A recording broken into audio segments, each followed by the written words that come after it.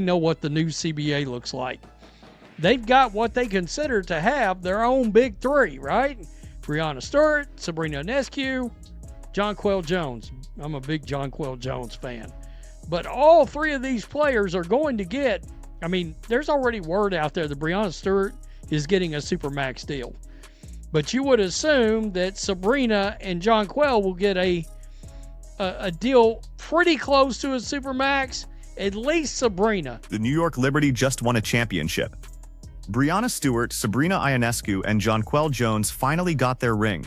And now their front office is staring at a math problem that doesn't have a good answer, because the same CBA that's supposed to revolutionize the WNBA just made it nearly impossible to keep championship cores together. Here's the issue. All three of those players are eligible for a $1.4 million Supermax contract. That's the new status symbol in the league. But when you do the math on a $7 million salary cap, something breaks. 3 Supermax deals would eat up 60% of your entire cap space, and you still need to fill 9 more roster spots. I think what's happened here with this new salary cap, this new CBA, is it's pretty evident you can forget about having a big three. All right? I think this is going to be a big 2 league with a bunch of character actors, right? Bunch of supporting cast. If you want solid supporting players on your team, but the math just doesn't work out to having a big 3 for your WNBA roster. That 20% number is the killer. Under the old CBA, a Supermax contract represented about 16.5% of the team's salary cap. The new deal bumped it to 20%. That might not sound like much, but it's the difference between building a contender and watching your roster fall apart. Think about what Breanna Stewart signed for last year. $208,000. That was 13.8% of the Liberty's cap. If she took that same percentage in 2026, she'd make $967,000. But why would she? She just won a championship. She's one of the faces of the league. She helped negotiate this new CBA that's supposed to finally pay players what they're worth. Taking $432,000 less than the Supermax would be insulting. And nobody saw coming was the WNBA throwing this epic clause in there that caused the 2 rookies, the rookie contracts, to escalate much higher than I think anybody thought they were going to go. Particularly the Leah Boston aspect, where she can make up to $1.1 million.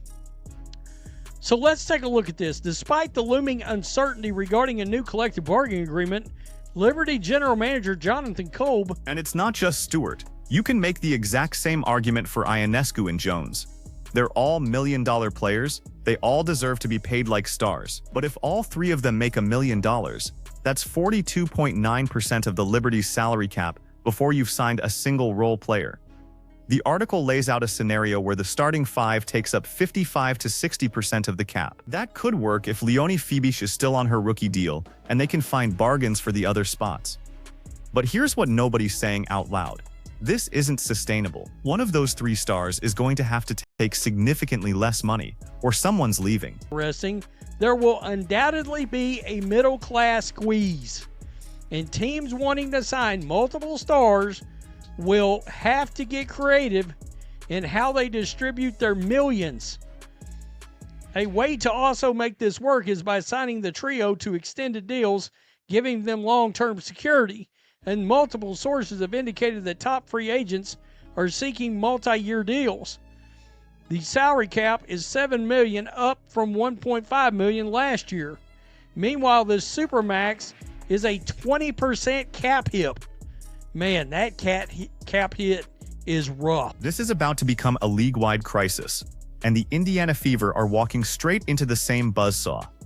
They've got Caitlin Clark on a rookie contract that's about to escalate to $530,000 thanks to that Aces clause. Leah Boston's deal goes up to $1.1 million.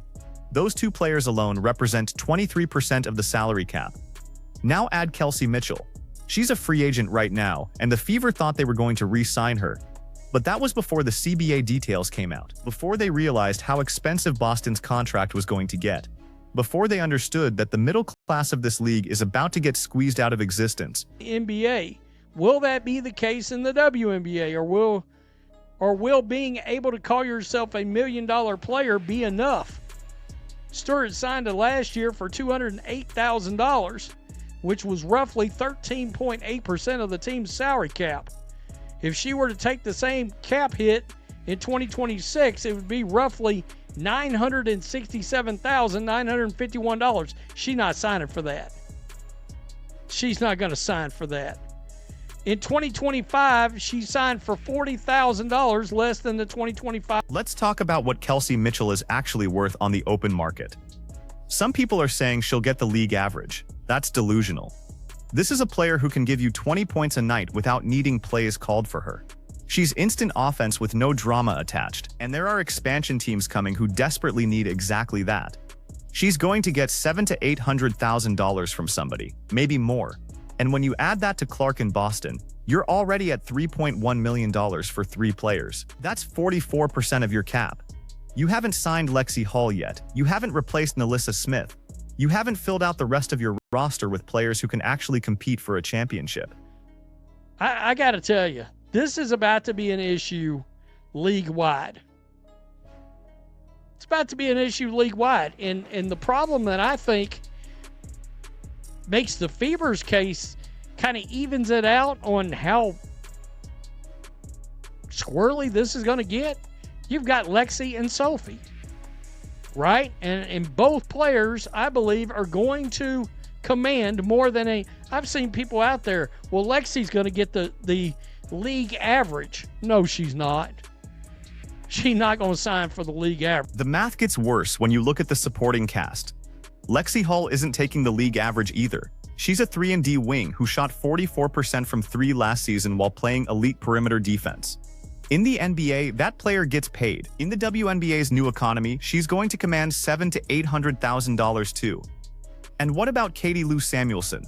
She's got name recognition, endorsement deals, and she can space the floor. An expansion team looking to sell tickets and add shooting could easily offer her $500,000 or more. Suddenly, the Fever are staring at a situation where their top 5 players cost $4.4 million. That's 63% of the salary cap. It's in the fire. Sophie's perfect for a expansion team. So's Kelsey Mitchell.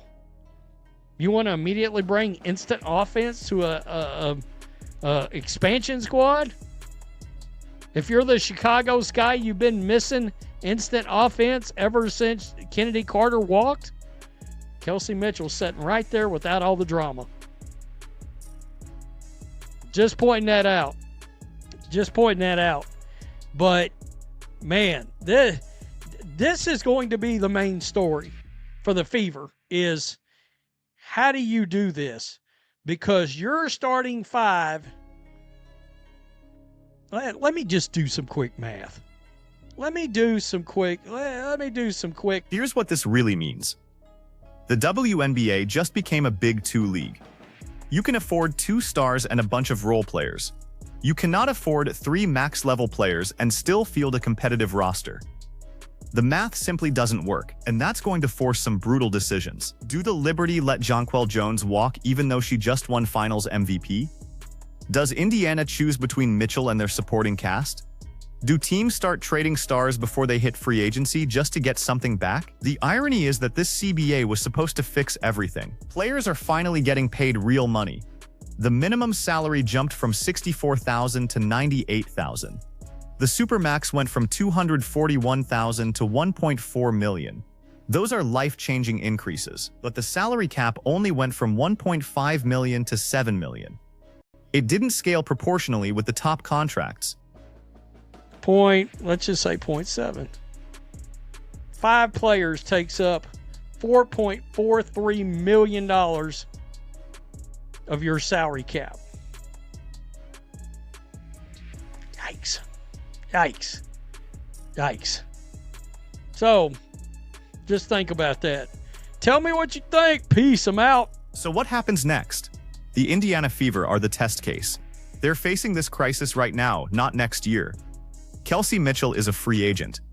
Aaliyah Boston's contract escalates this summer. Caitlin Clark's rookie deal is already more expensive than anyone expected, and they've got difficult decisions to make about Hull, Samuelson, and the rest of their rotation. If they let Mitchell walk, they lose their second-best scorer and the one player who can create her own shot when Clark is getting doubled. If they pay Mitchell what she's worth, they can't afford to keep their depth. And depth matters in a league where you're playing 36 games in 4 months with minimal rest.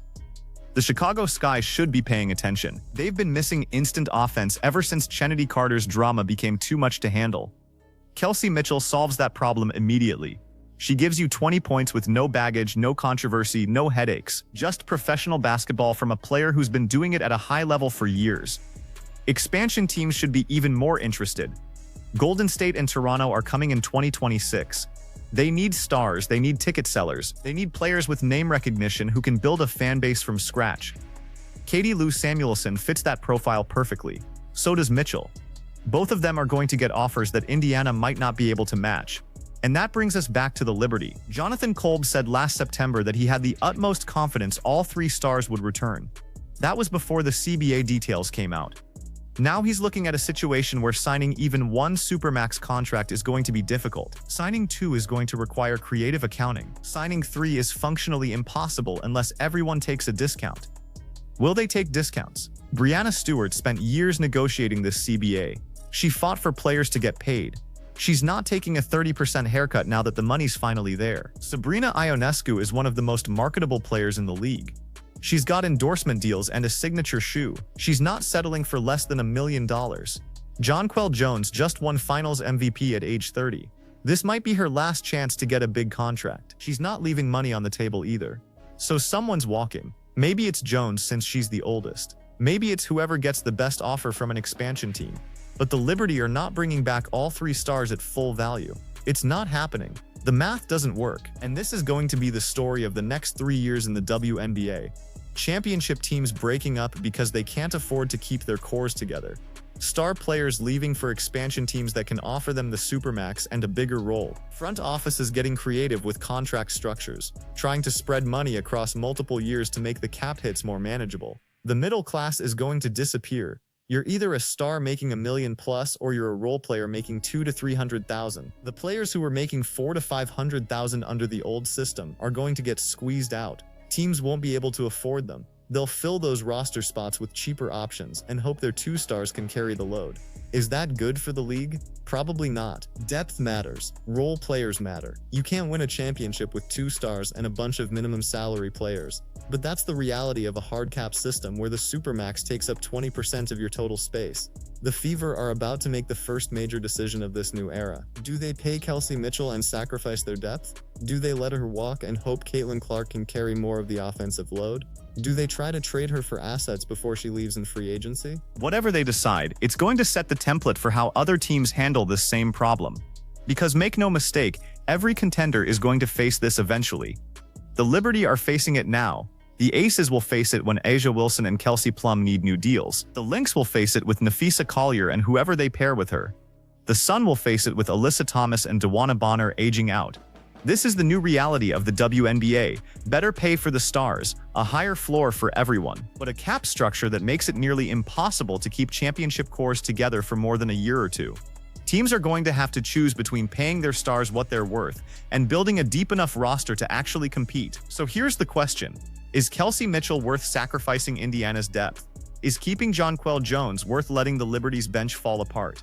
At what point does paying your stars become counterproductive if you can't afford anyone to play alongside them? Let me know what you think in the comments and make sure you subscribe because this salary cap drama is just getting started.